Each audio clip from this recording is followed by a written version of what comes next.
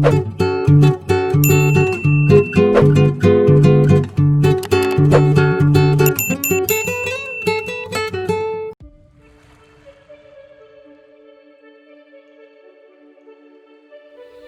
bismillahirrahmanirrahim. Assalamualaikum warahmatullahi wabarakatuh. Kita belajar lagi masih di bab 1 biologi mengenai hakikat ilmu biologi. Kita sekarang belajar mengenai metode ilmiah. Nah, metode ilmiah ini apa sih sebenarnya? Ada yang tahu? Buat apa sih kita mempelajari ini?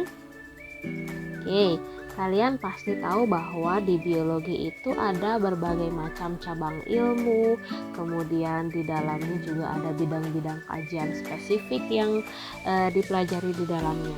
Nah, metode ilmiah ini membantu peneliti untuk memecahkan masalah. Ya, membantu dalam memecahkan masalah. Lebih tepatnya adalah langkah-langkah sistematis ya. Jadi metode ilmiah itu berupa langkah-langkah yang sistematis. Untuk apa langkah-langkah sistematis ini? Untuk membantu pada pemecahan masalah. Apakah metode ilmiah ini hanya berlaku di pelajaran biologi saja? Oh, tentu tidak ya. Metode ilmiah ini berlaku untuk semua bidang keilmuan, mau itu sains, mau itu sosial, dan lain-lain sebagainya.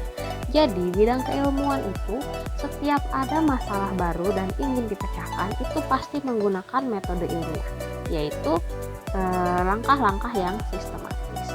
Oke. Ya. Dari hasil metode ilmiah ini, langkah-langkah ini bisa menghasilkan suatu teori, bisa membuktikan suatu hipotesis, dan lain-lain seperti itu. Oke, kita lanjut dulu ya. Nah, apa sih langkah-langkahnya?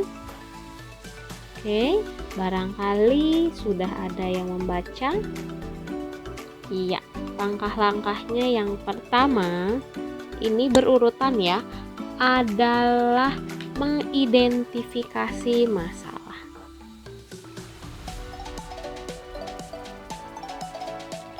Mengidentifikasi masalah. Loh, kok harus ada masalah ya, Bun? Iya, karena ilmu-ilmu baru, teori-teori baru, kemudian konsep-konsep baru, segala sesuatu yang baru biasanya itu dimulai dari masalah. Gitu. Nah, setelah diobservasi masalah, langkah yang kedua itu adalah mengumpulkan data. Nah, misalnya nih Bunda kasih contoh. Misalnya ada seorang peternak sapi, dia sudah beternak sapi sudah setahun misalnya, taruhlah 1 tahun. Kemudian dia mendapati sapinya itu tidak menghasilkan banyak susu seperti itu, padahal dia merasa, atau peternak tersebut merasa sudah memberi makan sapi itu secara maksimal. Berarti kan itu masalah ya. Jadi si sapi yang dipeliharanya atau yang diternaknya itu tidak menghasilkan susu sebagaimana yang diharapkan. Itu adalah masalah. Misalnya berarti kurangnya. Oke, kita ganti warnanya. Oke, contohnya di sini adalah minimnya produksi susu pada peternak sapi ya. Nah, ini masalahnya misalnya. Oke, kemudian langkah yang kedua adalah mengumpulkan data.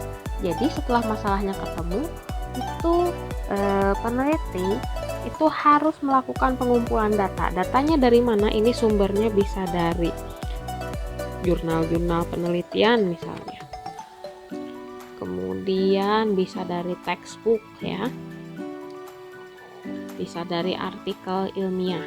Nah, tapi diusahakan ketika dalam metode ilmiah ini sumber-sumbernya itu yang terpercaya, yang jelas asal usulnya, tidak dari blogspot misalnya kalau di internet, atau dari Wikipedia juga itu lemah.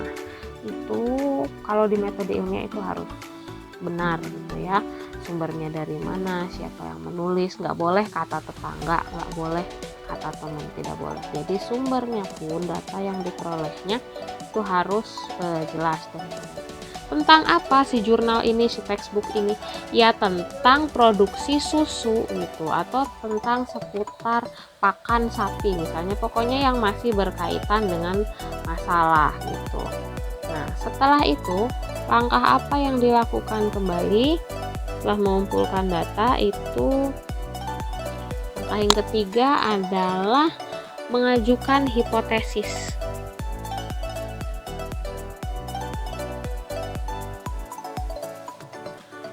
Atau dugaan sementara. Dugaan tentang apa? Ini adalah jawaban sementara dari masalah yang ada. Ya, jadi ini adalah jawaban sementara.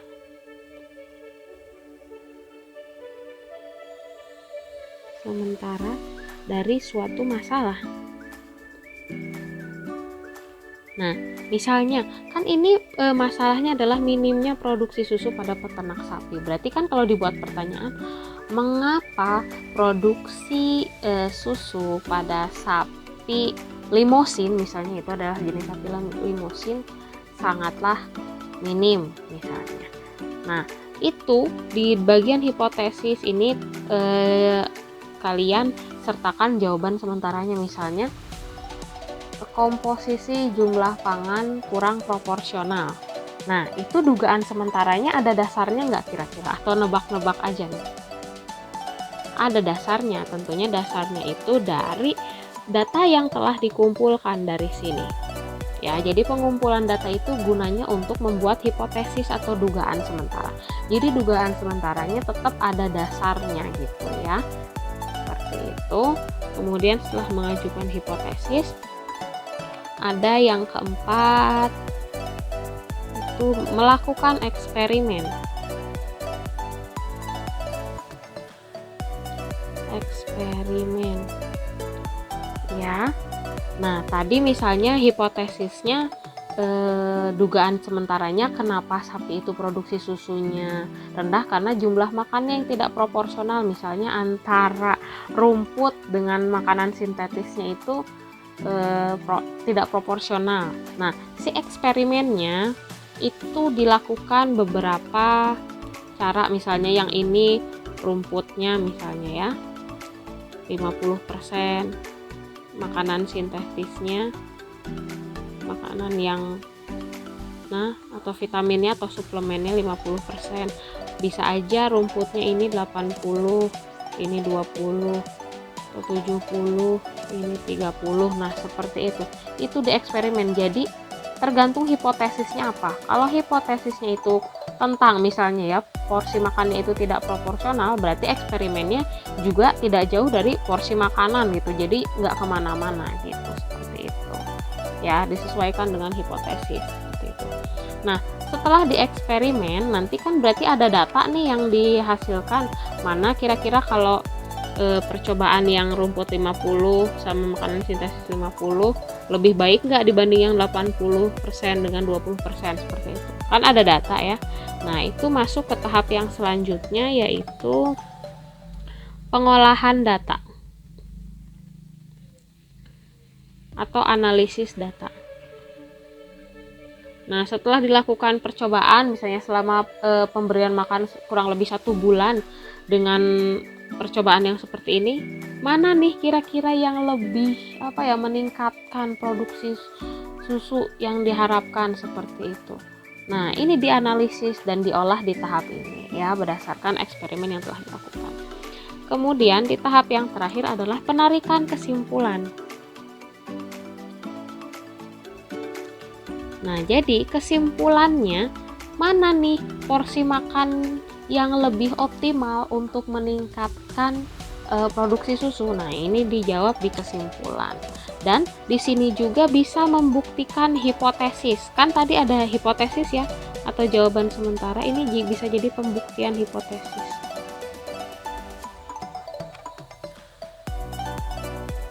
Gitu, seperti itu. Misalnya hipotesisnya Kalau di sini dugaan sementaranya misalnya contohnya produksi susu yang tidak maksimal disebabkan oleh konsumsi pangan yang kurang proporsional. Terus kalian tambahkan proporsi makanan yang proporsional ada 50% rumput, kemudian 50% lagi makanan sampingan misalnya seperti itu. Nah, itu hipotesisnya, dugaan sementaranya. Di kesimpulan kalian jawab hipotesisnya terbukti atau tidak. Bagaimana tindak lanjutnya kalau terbukti? Kalau terbukti ya berarti bisa langsung dilakukan atau diaplikasikan hasil eksperimennya. Jadi tahu nih porsi makan yang sesuai itu seperti apa. Kalau tidak terbukti bagaimana, Bun? Kalau tidak terbukti ya berarti lakukan eksperimen ulang. Lakukan eksperimen ulang atau hipotesisnya buat yang baru gitu, kemudian uji lagi hipotesisnya sampai masalahnya dipecahkan seperti itu. Jadi metode ilmiah itu kurang lebihnya seperti itu, langkah-langkah sistematis untuk memecahkan suatu masalah. Oke, silahkan dibaca-baca lagi bukunya, barangkali ada tambahan penjelasan di sini. Nah, semoga kalian paham sih dari sini dan dari buku. Oke, silahkan kalau ada yang mau ditanyakan bisa PC di line ya. Assalamualaikum warahmatullahi wabarakatuh.